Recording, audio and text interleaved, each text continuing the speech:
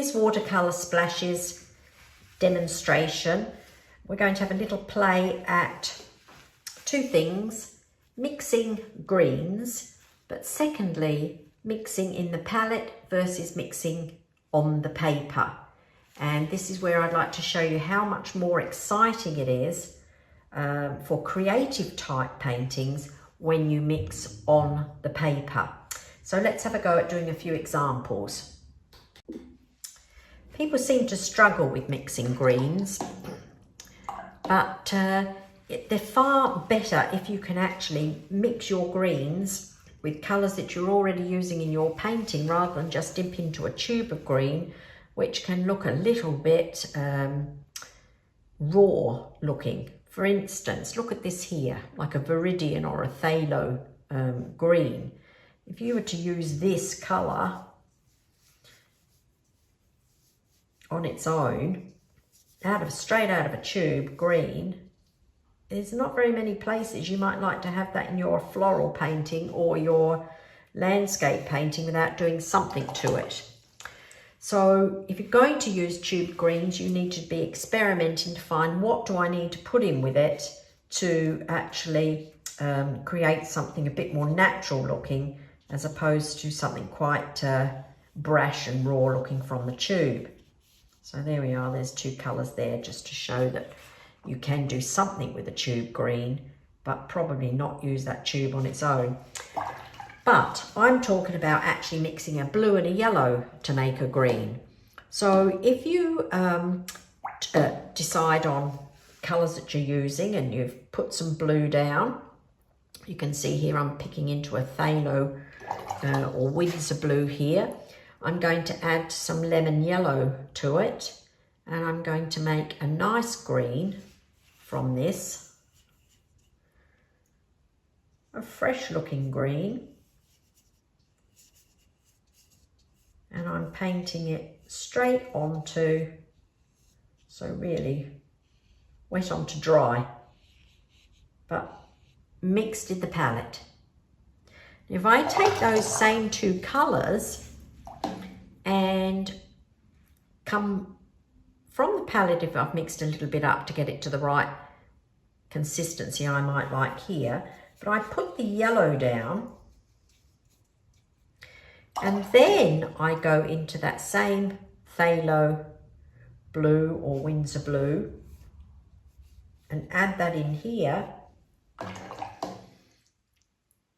It's a very strong colour, the blue, so you'll always find when you're picking your colours that one will be bossier than the other.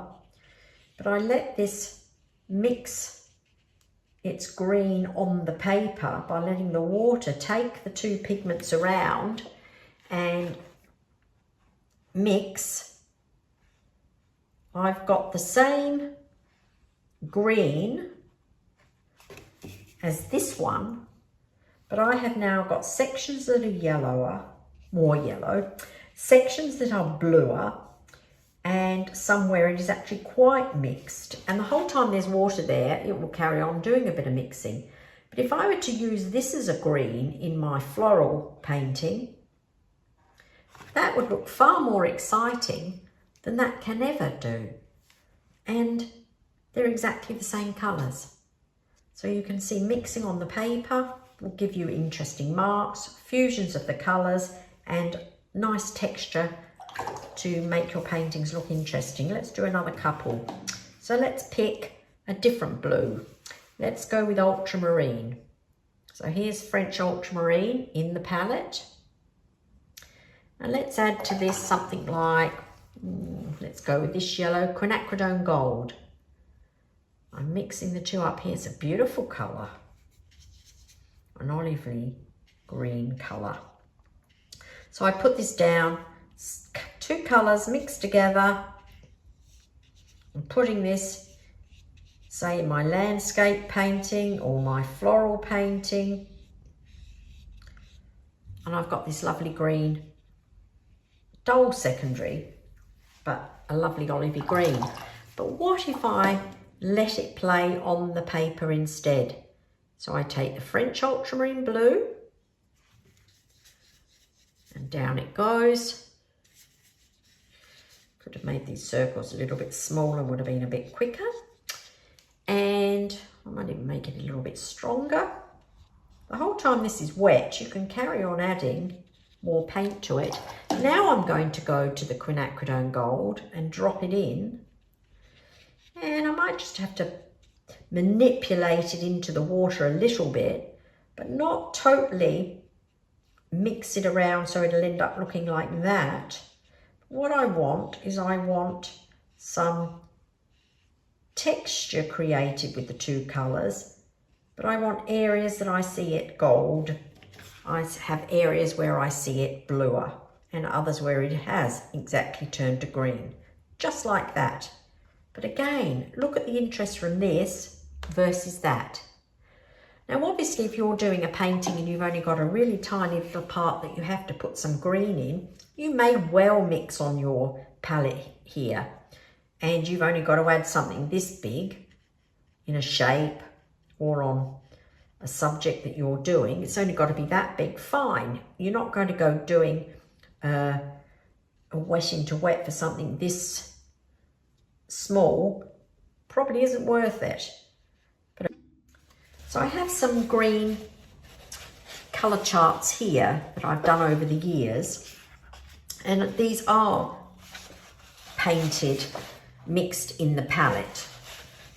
However, these you keep as your reference. These are all your experiments about combining a blue with a yellow to see what shades of green you've got. Once you have these colour charts and you can see these greens, you know then that if you wish to get these sorts of colours, you know which blue you're going to get, you know which yellow you're going to get. But it doesn't mean to say you have to mix them up like this on your palette. You can take those same two colours. For instance, let's find something a bit exciting here. Let's do French ultramarine and aureolin. Here we are. So here's French ultramarine. Here is aureolin. This is the green that it will make. But I don't want to get this solid mixed up green on here. I would still like in my background of my flowers to have it varied. So I can take my aureolin, which I think is this one, and paint into my background area where I've got my foliage with this, either on a wet surface first or onto dry, then go for my French ultramarine that I want to mix with it and drop this in.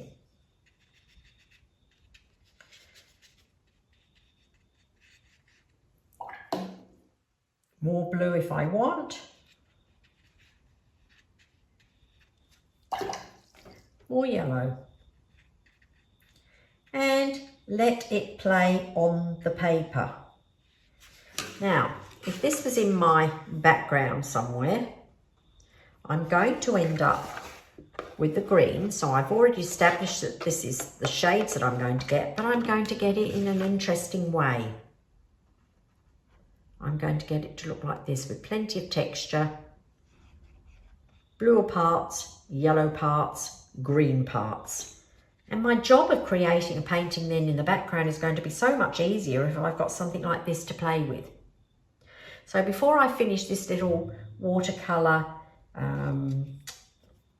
splashes demo, I'm going to quickly do a little flower where I'm going to use some greens in the background. Right, well this could just be a quick little example of using wet into wet greens by demonstrating with this sunflower. So you don't have to draw the sunflower, but here, just so that I've got an idea where I'm going. This is my flower, this is going to be background. So I can put the colours down for my sunflower. Again, if you have a look here, as I put the centre in, I am still doing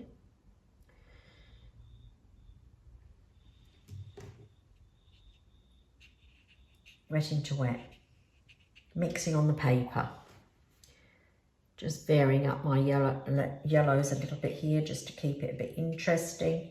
This is very fast and furious for this, but let's just get this down because it's the greens in the background, so I want to show where mixing on the paper is the most exciting way to go. So here's a centre, not looking much like a sunflower centre, so I'll just put a bit more gold in here, letting it play on the paper. The pigment is just dropping off the tip of my brush, hitting the water and whatever paints are already on there and mixing on there. So we'll just quickly put a few petals. So it looks like a sunflower.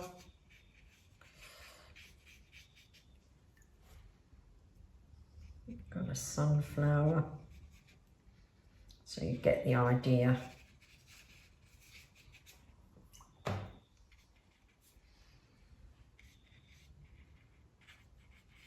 Right, one sunflower, rough and ready. So we are talking about green in our backgrounds. So this is a fairly big area to cover, so I probably would wet this first.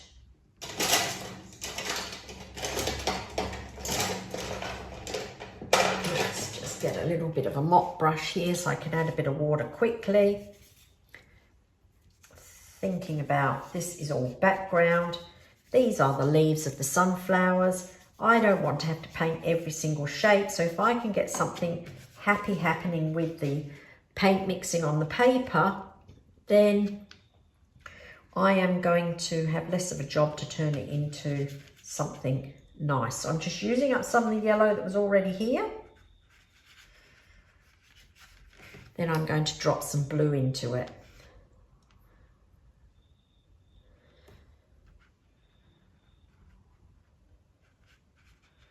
When you put it down, if you think, well, it's looking too blue, just go to your yellows, drop a little more yellow in, let it play on the paper. When it's dry, you can sharpen up a few of the shapes.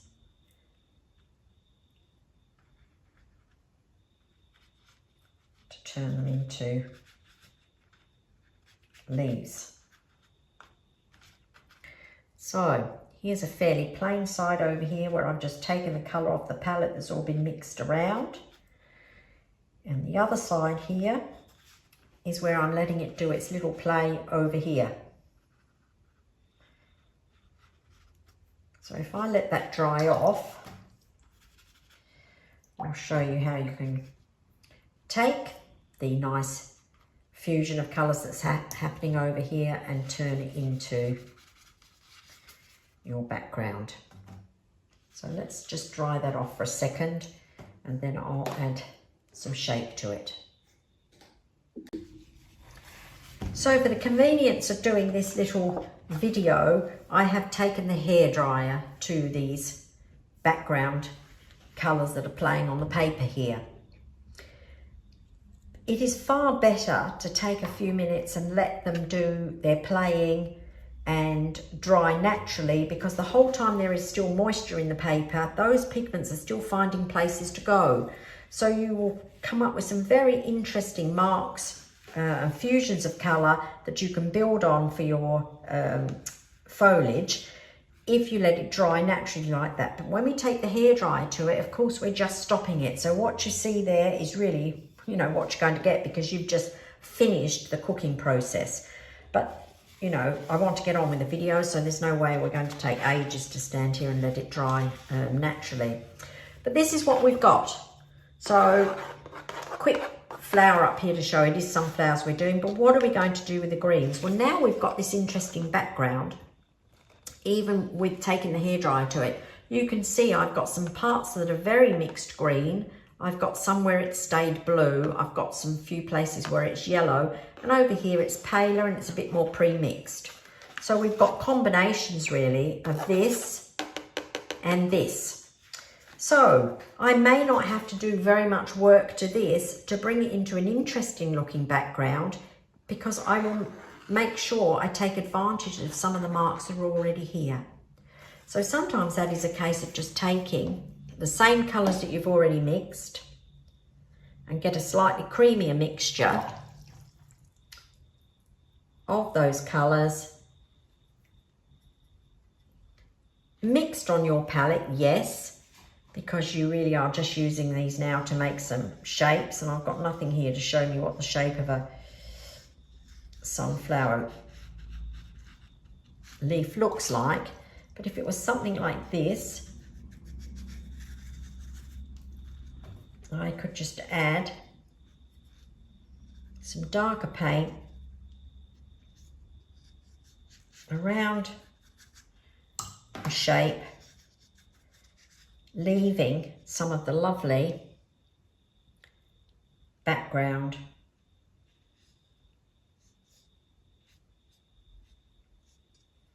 to show through. And I don't have to do every single leaf.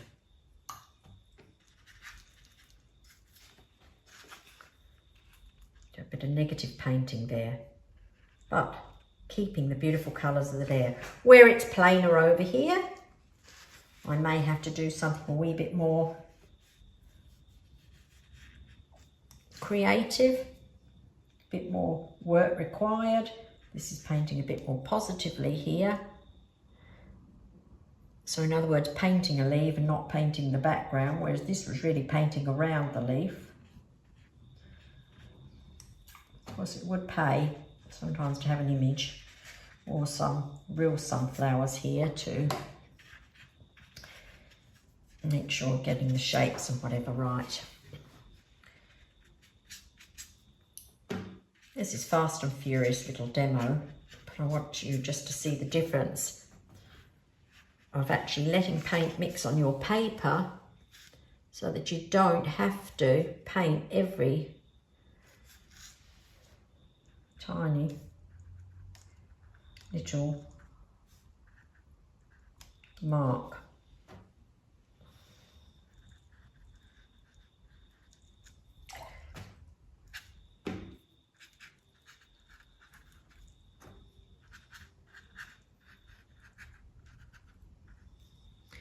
A bit of that green in the middle here. And there we go. One quick little demo, mixing your greens on the paper. So just to recap, you do colour charts. Whenever you buy new paints, you always have a look at how will they react to what I already use. Why have I bought them in the first place? Because I want to see what nice greens I can make. So you're going to take a blue, you're going to take a yellow, and you're going to do swatches. And yes, these have been mixed in the palette to make the swatches up. So these are my reference charts. So then if I'm going to do some painting and I want greens, I know I could just have a look at these and say, well, yes, I actually want these sorts of shades, so I'm going to stick with what I see here. But when I ultimately then use them in a painting, I will put them down in this manner, not round and round, and get flat looking greens. Because now I've got a very interesting looking background. I've only had to do a couple of leaf shapes, but that definitely shows a lot of foliage in a sunflower field. And really, that's what we want. We want to have creative looking paintings. We don't want to have a painting that looks like we've had to paint every tiny little part of it. Well, I hope that might encourage you to do some green charts of your own. It's not even green that you have to do this with. You do this with a lot of new colours that you buy, but greens in particular because we use so many of them. So experiment with your greens, see what sort of interesting colours you can come up with.